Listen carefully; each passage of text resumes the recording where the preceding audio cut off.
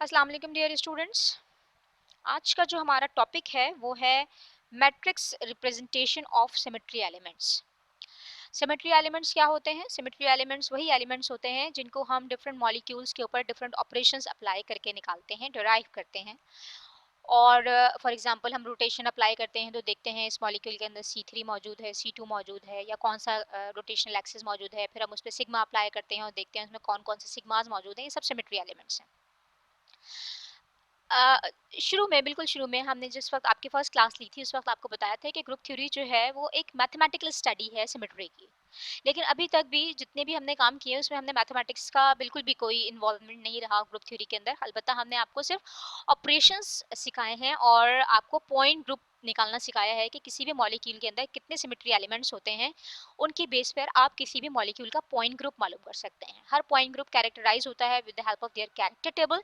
हमने आपको उसका कैरेक्टर टेबल बनाना सिखाया, हमने आपको मल्टीप्लिसिटी टेबल सिखाया कि क्या होता है। लास्ट क्लास में हमने उस कैरेक्टर टेबल से आपको को एप्लीकेशन सिखाई ग्रुप थ्योरी की, कि आप with the help of group theory मालूम कर सकते हैं कि किसी भी मॉलिक्यूल में जो सेंट्रल एटम है उसमें कौन सी हाइब्रिडाइजेशन इन्वॉल्व है। ठीक है, आप हाइब्रिड हाइब्रिड ऑर्बिटल्स भी मालूम कर सकते हैं। ठीक है, तो जो हमारा नेक्स्ट टास्क है वो ये है कि हम ग्रुप थ्योरी की एक और जो है वो प्रैक्टिकल अप्रोच की तरफ जा रहे हैं और उसकी यूज़ की तरफ जा रहे हैं कि ग्रुप थ्योरी को हम आईआर एक्टिव मोड्स मालूम करने के लिए भी इस्तेमाल कर सकते हैं कि किसी मॉलिक्यूल के अंदर कितनी आईआर एक्टिव मोड्स हैं।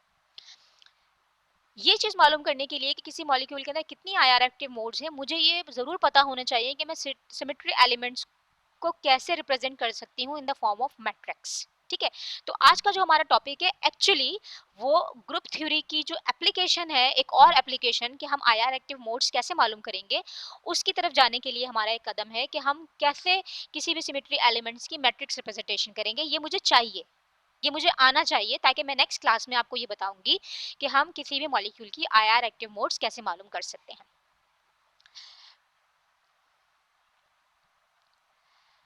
जैसे कि मैंने आपको अभी बताया कि ग्रुप थ्योरी क्या है, मैथमेटिकल स्टडी है सिमेट्री की, और उस सिमेट्री के अंदर जो मैथमेटिकल स्टडी हम करने जा रहे हैं वो है मैट्रिक्स। यानी हम हर सिमेट्री एलिमेंट को एक मैट्रिक्स की फॉर्म में कैसे रिप्रेजेंट कर सकते हैं। यानी अगर एक सिमेट्रिक एलिमेंट है तो उसको हम रिप्रेजेंटेटिव कहेंगे, और अगर बहुत सारे सिमेट्रिक ऑपरेशन है या सिमेट्री एलिमेंट्स हैं किसी भी एक पॉइंट ग्रुप के, सारे ही सिमेट्रिक एलिमेंट्स की हमने जो है वो मैट्रिक रिप्रेजेंटेशन जो है वो करनी है, तो हम उसको कहेंगे कि ओके ये सारे ही कंप्लीट सेट है मैट्रिसेस का, इसको हम मैट्रिक्स रिप्रेजेंटेशन भी कह सकते हैं। ठीक है, तो मैं इंडिविजुअली आपको सिखाऊंगी आइडेंटिटी से लेकर डिफरेंट सिग्मास, डिफरेंट सी और डिफरेंट इम्प्रॉपर रोटेशन, उनकी मैं आपको मैट्रिक्स जो है वो रिप्रेजेंटेशन करना सिखाऊंगी। लेकिन उससे पहले एक बात ध्यान में रखिएगा कि मैट्रिक्स एक्चुअली होते क्या है। मैट्रिक्स क्या होते हैं? हमें पता है कि मैट्रिक्स दिखने में कुछ ऐसे होते हैं। ठीक है ना, उसमें रोज होती हैं, कॉलम्स होते हैं। कुछ मैट्रिक्स ऐसे होते हैं जो कि सिर्फ रोज पर मुश्तमिल होते हैं, कुछ में सिर्फ कॉलम होते हैं, उनको हम कॉलम मैट्रिक्स कहते हैं। कुछ इस तरह के होते हैं जैसे मैंने अभी दिखाया है, उसमें रोज भी होते हैं और कॉलम्स भी होते हैं। थोड़ी सी नो हाउ होनी चाहिए मैट्रिक्स की, कि मैट्रिक्स को प्लस किया जाएगा तो क्या होगा, मैट्रिक्स आपस में मल्टीप्लाई होंगे तो क्या होगा। इस पर्टिकुलर प्रेजेंटेशन में या इस पर्टिकुलर टॉपिक के अंदर मुझे ये पता होना चाहिए, आपको पता होना चाहिए कि दो मैट्रिक्स अगर हों तो वो कैसे मल्टीप्लाई होते हैं। जिस वक्त वो आएगा मैं आपको बताऊंगी भी, लेकिन जहन में रखिएगा कि रो हमेशा मल्टीप्लाई होती है कॉलम के साथ। ठीक है, ये रोज है। ठीक है, ये रोज है, 1 2 3 रोज है और ये कॉलम्स हैं। ठीक है, और इन एलिमेंट्स को प्रेजेंट भी ऐसे किया जाता है कि रो पहले है कॉलम बाद में। जैसे ये रो 3 का और कॉलम 1 का एलिमेंट है। ठीक है ना, इसी तरीके से ये जो है रो m का और कॉलन n का को रिप्रेजेंट कर रहा है। ठीक है, इसी तरीके से ये जो है वो रो 1 और कॉलम 1 का एलिमेंट है। तो ये है मैट्रिक्स की रिप्रेजेंटेशन। अब मैट्रिक्स की रिप्रेजेंटेशन की जरूरत क्यों पड़ी है और उससे हमें क्या फायदा होगा, और एक्चुअली मॉलिक्यूल में इसका क्या रोल है, वो वजह उसकी ये है कि मैट्रिक्स जो मॉलिक्यूल होता है वो 3 डायमेंशन में होता है। ठीक है ना, 3 डायमेंशन कौन सी, एक्स वाई जी, जाहिर सी बात है। जब एक्स एक्स एक्सिस है, वाई एक्सिस है या जेड एक्सिस है तो यकीनन इनके ऑपोजिट भी होते हैं। यानी एक्स का ऑपोजिट यकीनन माइनस एक्स एक्सिस भी होगा, माइनस वाई एक्सिस भी होगा और माइनस जेड एक्सिस भी होगा।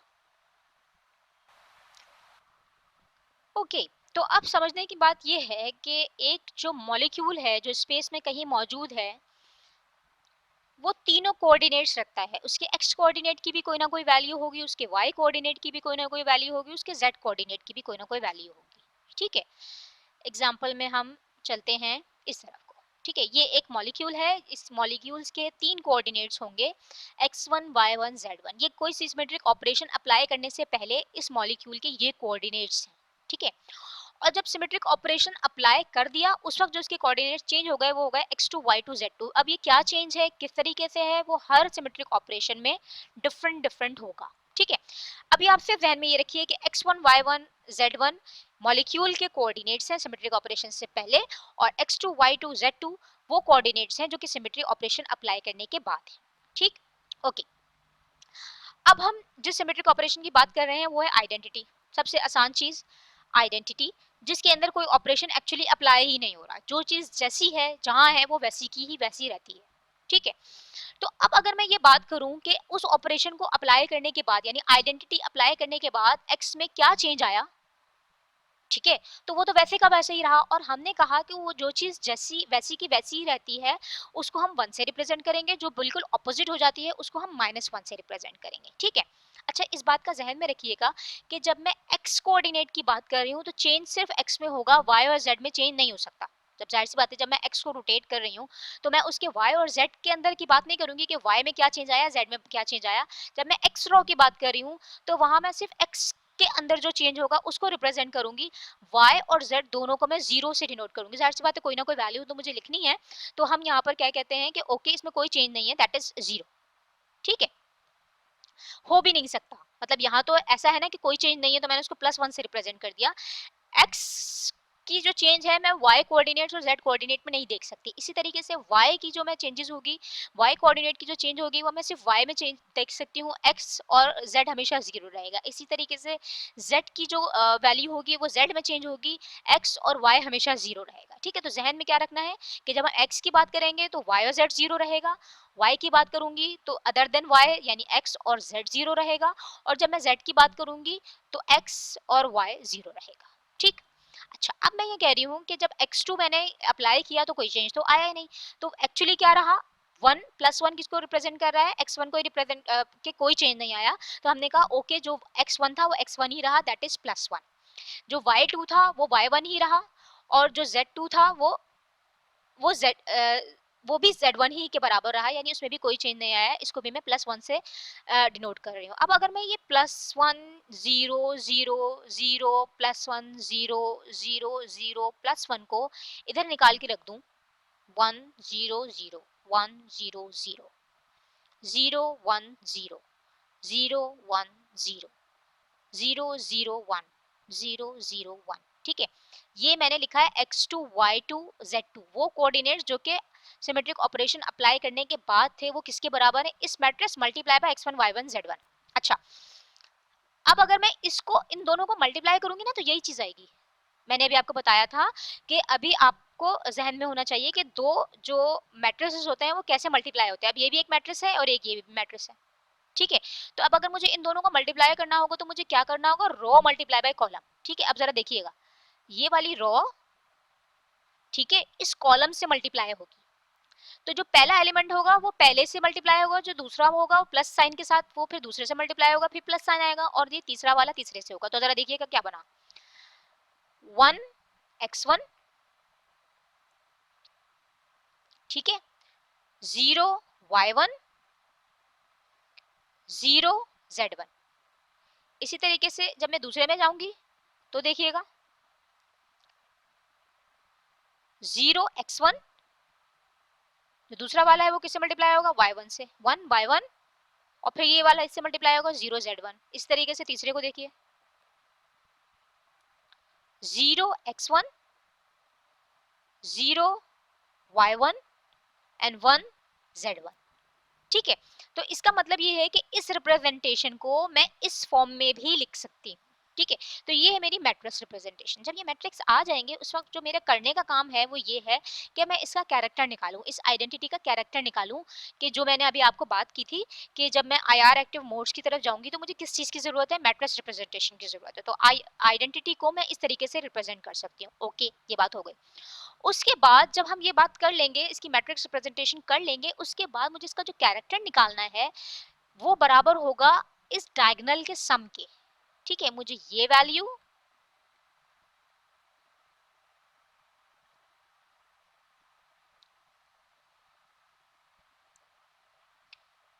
ये वैल्यू और ये वैल्यू, ये जो डायगोनल में वैल्यूज हैं मुझे इनका सम करना है हमेशा, चाहे कुछ भी हो। ठीक है, तो इनका अगर मैं सम करूं तो ये भी +1 है, ये भी +1 है, ये भी +1 है, दैट इज +3। तो जो आइडेंटिटी का कैरेक्टर होगा वो हमेशा +3 रहेगा। अब ये बात बहुत अच्छे तरीके से ध्यान में बिठा लीजिए कि मैं यहाँ क्या बात कर रही हूँ। मैं ये बात कर रही हूँ कि चाहे कोई भी मॉलिक्यूल हो, चाहे किस किस्म का भी मॉलिक्यूल हो, चाहे किसी भी पॉइंट ग्रुप का मॉलिक्यूल हो, अगर मैं उसके ऊपर आइडेंटिटी अप्लाई करूंगी तो उसका कैरेक्टर हमेशा +3 रहेगा। इस बात पर डिपेंड नहीं करता कि वो C2V का है, C3V का है, D2H का है, किसी भी पॉइंट ग्रुप का है। अगर मैं उसके आइडेंटिटी के कैरेक्टर की बात करूंगी तो वो हमेशा +3 रहेगा। ठीक है।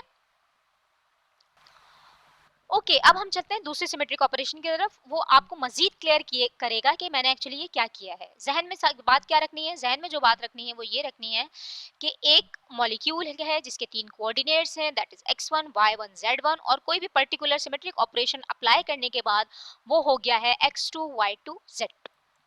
एक बात ये जहन में रखनी है। दूसरी बात ये ध्यान में रखनी है कि x की जो चेंजेस होगी वो हमेशा x में नजर आएगी, y की जो चेंजेस होगी वो हमेशा y में नजर आ जाएगी, z की जो चेंज होगी वो हमेशा z में नजर आएगी। अब हम किस सिमेट्रिक ऑपरेशन की बात कर रहे हैं, हम बात कर रहे हैं इन्वर्जन की। और अगर आपके पास जहन में ये बात हो कि इन्वर्जन में क्या होता है, तो इन्वर्जन में ये होता है कि जो भी चीज यहाँ पर होती है वो एक पर्टिकुलर पॉइंट से गुजरने के बाद, सेंटर से गुजरने के बाद उसी डायरेक्शन में आगे चलती है तो हमें वही चीज मिलती है, दैट इज इन्वर्जन। तो अगर मैं इसको देखूं कि इसमें इन्वर्जन है तो यकीनन इन कोऑर्डिनेट्स में इन्वर्जन है। और इन्वर्जन का मतलब क्या है, कि इन्वर्जन का मतलब है जो चीज यहाँ है वो यहाँ नजर आएगी, जो +x पर है वो -x पे नजर आएगी, जो +y पर है वो -y पे नजर आएगी। और इन्वर्जन तीनों एक्सिस पे मौजूद है। जिस तरह आइडेंटिटी में तीनों एक्सिस में कोई चेंज नहीं हो रहा था, इस तरह इन्वर्जन में तीनों एक्सिस में चेंज आ रहा है। और वो क्या चेंज आ रहा है, एग्जैक्ट ऑपोजिट चेंज आ रहा है। और एग्जैक्टली ऑपोजिट चेंज के लिए हम क्या यूज करते हैं, -1।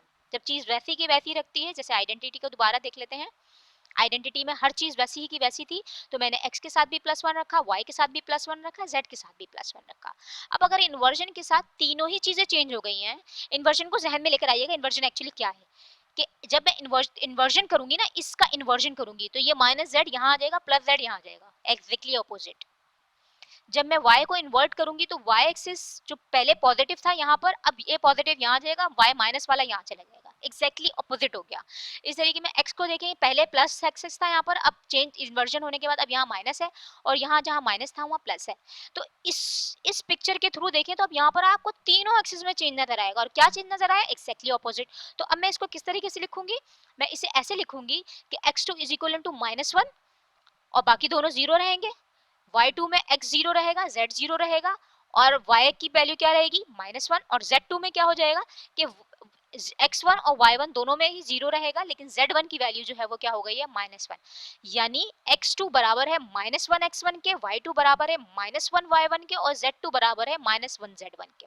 और जिस तरीके से हमने लास्ट टाइम मैट्रिसेस लिखी थी, बिल्कुल वैसे ही मैंने इसकी भी मैट्रिक्स लिख दी है, दैट इज -1 0 0 -1 0 0 0 -1 0 0 -1 0 0 0 -1 0 0 -1। और x1 y1 z1 को मैंने ऐसे निकाल दिया। आप इस रो को इस कॉलम से मल्टीप्लाई करें, आपके पास यही चीज आ जाएगी।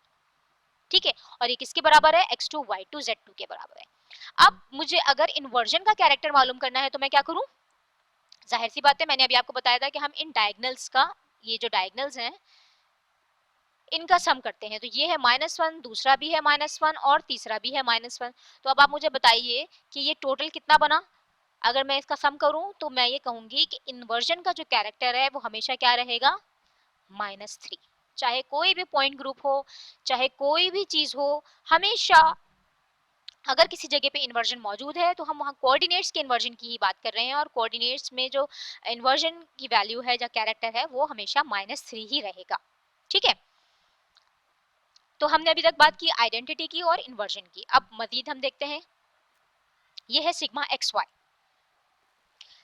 अच्छा, कोऑर्डिनेट्स पहले क्या थे, x1 y1 z1, और सिग्मा एक्स वाई अप्लाई करने के बाद ये हो गया x2 y2 z2। ठीक है, अब ये x2 y2 z2 किसके बराबर है वो मैं इस फिगर को देखूंगी पहले पता लगेगा। एक्स वाई का मतलब क्या है, एक्स वाई का मतलब है z को बाइसेक्ट करना।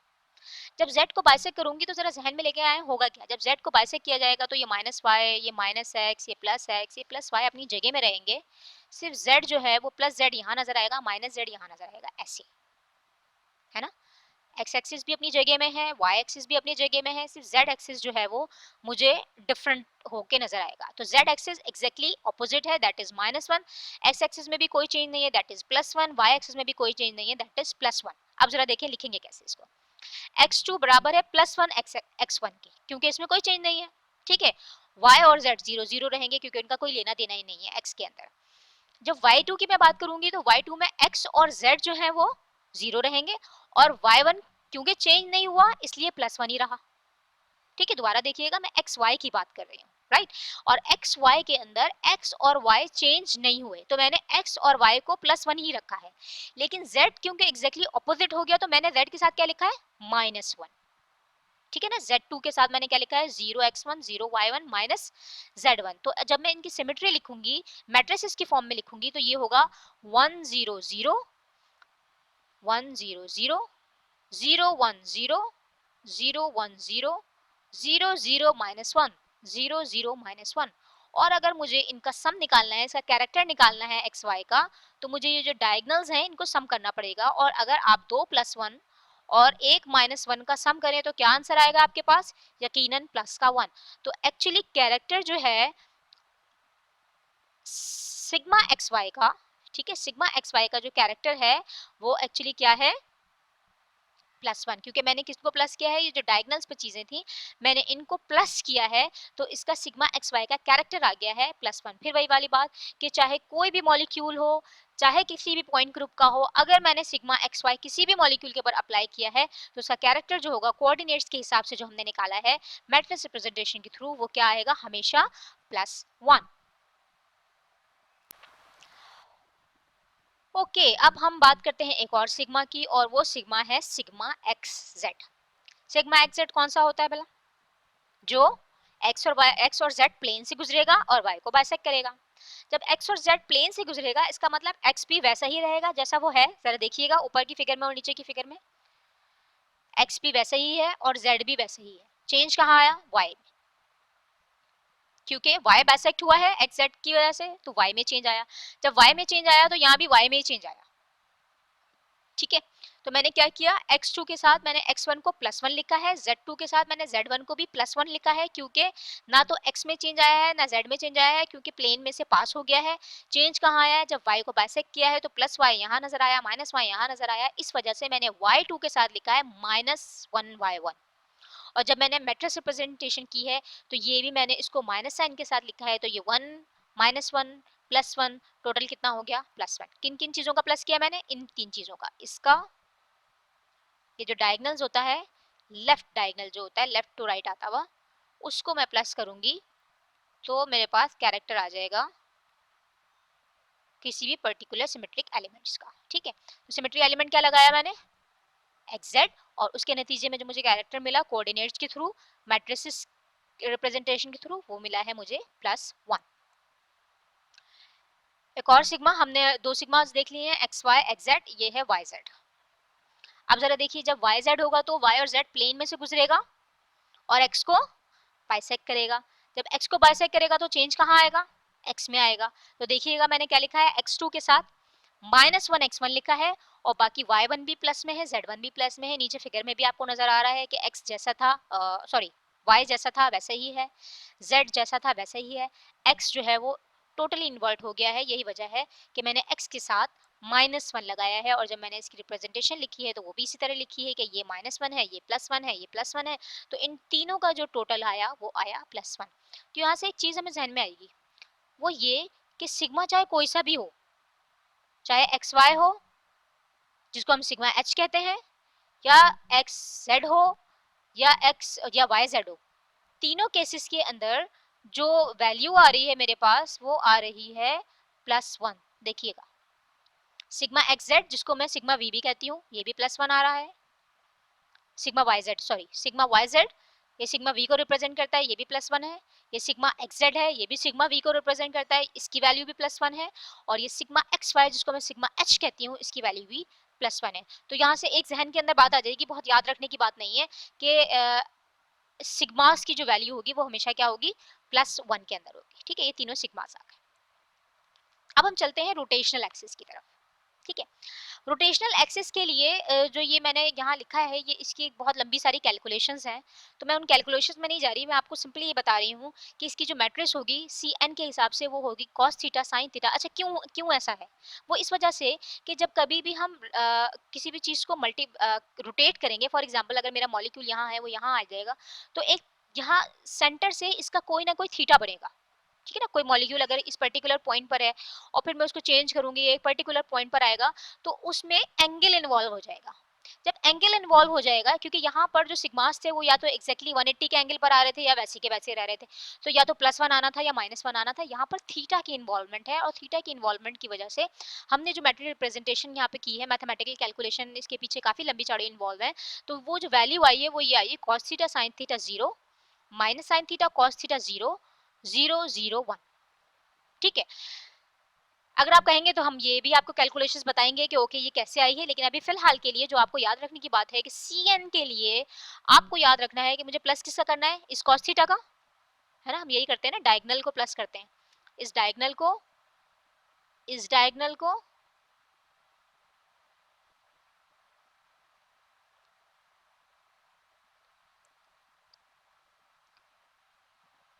और इस 1 को, ये हमारे काम की चीज है। ठीक है, तो किसी भी सी एन के लिए अगर मुझे उस पर्टिकुलर कैरेक्टर उस पर्टिकुलर सी एन का कैरेक्टर निकालना है तो वो बराबर होगा cos थीटा प्लस 1 यानी 2 cos थीटा प्लस 1। ठीक है, अब मैंने आपके सामने रखे हैं, ये C2 की कैलकुलेशन की है, ये C3 की कैलकुलेशन है, C4 की कैलकुलेशन है और C6 की कैलकुलेशन है। C5 में भी थोड़ी कॉम्प्लिकेशन थी इसलिए मैंने उसको भी ड्रॉप किया है अभी फिलहाल। C2 का मतलब है 180 का एंगल, है ना, C2 का मतलब है 180, C3 का मतलब है 120, C4 का मतलब है 90, C6 का मतलब है 60। अच्छा ये वैल्यूज क्योंकि बहुत अच्छी हैं, हाफ में है, जीरो में है, C5 अगर मैं लूंगी तो वो 72 है और 72 की जो वैल्यू है वो क्योंकि रैशनल में आ रही थी तो हमारी जो वैल्यू थी ना वो भी रैशनल में चली जाएगी, तो वो कंफ्यूजन थोड़ी बढ़ जाएगी, इसलिए मैंने एहतियातन यहाँ पर सिर्फ वो लिए हैं जो कि मैं इजीली आप जो है वो अंडरस्टैंड कर सकें। तो C2 के लिए क्या होगा, फॉर्मूला यही रहेगा C2 2 cos थीटा प्लस 1। दोबारा सुनिए मैंने क्या कहा, मैंने कहा कि जिस तरीके से हमने आइडेंटिटी के लिए इन्वर्जन के लिए डिफरेंट सिग्मास के लिए हमने कैरेक्टर्स निकाले, उस तरह हम रोटेशनल एक्सेस के लिए भी निकालेंगे। लेकिन क्योंकि रोटेशनल एक्सेस डिफरेंट डिफरेंट होंगे, 180 का तो मतलब तो चलो सही है, डिफरेंट बिल्कुल एग्जैक्टली इन्वर्ट हो गया, लेकिन 120 का एंगल तो कहीं बीच में होगा, 60 का एंगल तो कहीं बीच में होगा, तो इसका मतलब ये है कि वहां हमें थीटा को इन्वॉल्व करना पड़ेगा। ठीक है, थीटा की इन्वॉल्वमेंट के बाद जो एक शेप बनती है एक पूरी कैलकुलेशन के बाद, वो ये बनती है cos theta sin theta 0 minus sin theta cos theta 0 0 0 1।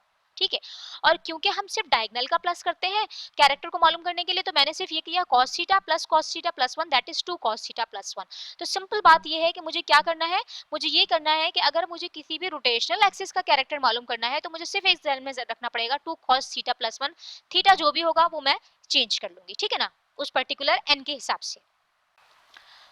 तो जब C2 है तो थीटा 180 है। ठीक है, तो जब मैंने 180 को रख के फॉर्मूले के अंदर लगाया, 180 कॉस की जो वैल्यू होती है वो -1 होती है, जब मैंने इसको रख के लगाया यहाँ पर तो ये वैल्यू निकली -1। C3 के लिए ये वैल्यू होती है -1/2। ठीक है, तो cos 120 की वैल्यू -1/2 रख के जब मैंने इसको कैलकुलेट किया तो ये हो गया -1 + 1 0। जब C4 के लिए वैल्यू 90 होती है, 90 के लिए cos की वैल्यू होती है 0, जब मैंने यहाँ पर cos 90 की वैल्यू 0 रखी तो ये आंसर आ गया +1। इस तरीके जब मैं C6 की बात करूंगी, 60 का एंगल रखूंगी, तो 60 के लिए ये जो cos की वैल्यू होती है वो होती है 1 + 2, जब मैं इसको सॉल्व करूंगी तो ये आ जाएगी +2। तो डिफरेंट सीज के लिए डिफरेंट कैरेक्टर्स हैं। C2 के लिए -1 निकला, C3 के लिए 0 निकला, C4 के लिए +1 निकला, C6 के लिए +2 निकला और C5 के लिए बता दूं कि वो +1 और +2 के बीच में कहीं इन बिटवीन कहीं रैशनल में होगा। वो क्योंकि कॉम्प्लिकेशन बढ़ाता है इसलिए मैंने वो इसको यहाँ पर जो है वो एड्रेस नहीं किया। ठीक है, तो Cn के लिए क्या ध्यान में रखना है कि Cn के लिए हमें कैरेक्टर निकालने का जो फॉर्मूला है वो है 2 cos थीटा +1। यही काम हम इम्प्रॉपर रोटेशन के साथ भी करेंगे। ये तो प्रॉपर रोटेशन थी। अच्छा, ओके, ये जो Cn की ये जो वैल्यूज हैं, ये जो C3, C4, C6 है, मैंने कहा था कि इसमें थीटा इन्वॉल्व हो जाएगा, तो इस वजह से हम इसको इस फॉर्मूले के थ्रू कर रहे हैं। लेकिन क्योंकि C2 में 180 इन्वॉल्व है ना, तो मैं इसको बगैर फॉर्मूले के भी करके देखती हूँ। ठीक है ना, 180 का मतलब तो एग्जैक्टली इन्वर्स हो गया ना, तो मैं इसको बगैर फॉर्मूले के भी करके देखती हूँ अपने इसी वाले तरीके से, सिग्मा वाले तरीके से, कि क्या इसकी वैल्यू -1 आ रही है या नहीं आ रही। ठीक है, क्यों C2 वाला क्यों करके देख रही हूँ, क्योंकि वो इन बिटवीन नहीं आएगा, वो एक्सिस के ऊपर ही आएगा। 180 का मतलब ये है, 180 का मतलब ये है एग्जैक्टली ऑपोजिट हो जाएगा और ये चीज मुझे सूट करती है। तो मैंने C2 को कहा कि ओके, मैं इस फॉर्मूले के बजाय इस तरह की कैलकुलेशन करके देखती हूँ। ठीक है, तो अब मैं C2 की कैलकुलेशन करने जा रही हूँ इस तरीके से। अच्छा, अब C2 में जरा देखिएगा, अगर मॉलिक्यूल के ऊपर C2 लगेगा, अच्छा सहन में प्लीज ये रखिएगा कि C2 हमेशा Z एक्सिस पे ही लगता है। जब भी कभी हम कोई भी रोटेशनल एक्सिस की बात कर रहे हैं, चाहे C3 हो चाहे C4 हो, किसी भी की बात कर रहे हैं, वो हमेशा Z एक्सिस से ही लगेगा। ठीक है, अब अगर इस मॉलिक्यूल में भी मैं C2 लगा रही हूँ तो इसका मतलब Z एक्सिस से ही लगा रही हूँ। अच्छा, अब जब Z एक्सिस से C2 लगाऊंगी तो जहन में लेकर आइए क्या होगा, Z एक्सिस अपनी जगह में ही रहेगा, लेकिन जो ये प्लस का x था ये यहाँ आ जाएगा, जो प्लस का y था वो यहाँ आ जाएगा, यानी x और y एक्सिस दोनों एग्जैक्टली ऑपोजिट हो जाएंगे, है ना। x और y एग्जैक्टली ऑपोजिट हो जाएंगे, तो मैंने क्या लिखा, x2 के साथ -x1 लिखा, y2 के साथ -y1 लिखा, z में कोई चेंज नहीं आया इसलिए मैंने +1 z1 लिखा। और जब मैंने इसकी मैट्रिक्स रिप्रेजेंटेशन की है, लिखी है मैंने इसको, तो यहाँ पर जो मेरे काम की चीज है वो है -1, जो कि x2 के साथ रिप्रेजेंट हो रहा है, x2 की जगह पे -1 आ गया, y2 की जगह पर -1 आ गया और z1 में z2 की जगह पे +1 ही रहा। क्यों, इसलिए कि कोई चेंज हुआ ही नहीं। ठीक है, तो अब अगर मैं इनका सम करूं, इस -1 और +1 का जब मैं सम करूंगी तो C2 किसके बराबर आ रहा है, -1 के बराबर आ रहा है। और यहाँ भी अगर मैं देखूं तो मैंने जो फॉर्मूले के थ्रू निकाला है वो भी -1 ही आ रहा है। ठीक है ना, तो मैं C3, C4, C6 को इस तरीके से नहीं कर सकती क्योंकि वो कहीं इन बिटवीन द एक्सिस आएगा, लेकिन ये समझाने के लिए कि फॉर्मूले के थ्रू भी सेम वही तरह उसी तरह का आंसर आएगा कि ये फॉर्मूला जो है वो इन पर्टिकुलर एक्सिस के लिए बिल्कुल करेक्ट है, दैट इज 2 cos थीटा +1। और हमने आपको इस C2 की एग्जाम्पल लेकर इस तरीके से भी बताया कि ये जो है वो -1 के बराबर यहाँ भी आ रहा है और -1 के बराबर इस फॉर्मूले के थ्रू भी यही वैल्यू आ रही है। ठीक है ना। अच्छा, अब चलते हैं हम इम्प्रॉपर रोटेशन की तरफ। इम्प्रॉपर रोटेशन के लिए भी हमने यही फॉर्मूला रखा है, वहां पे भी थीटा इन्वॉल्व है, वहां तो हमें करना ही यही होता है, रोटेशन देन फिर सिग्मा एच। ठीक है, तो वहां पर भी सेम यही चीज रहेगी,